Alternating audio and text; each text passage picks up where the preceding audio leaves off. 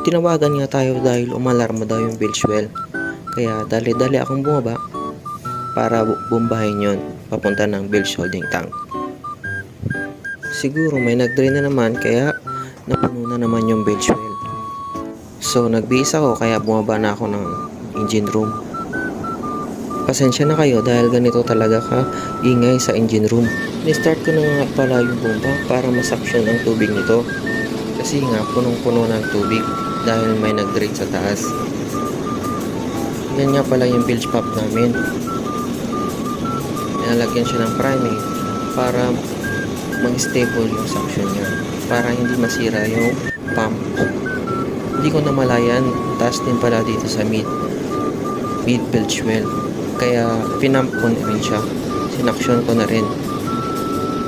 At nung nakita ko mababa ng tubig, dali-dali ko na pinatay ang pump.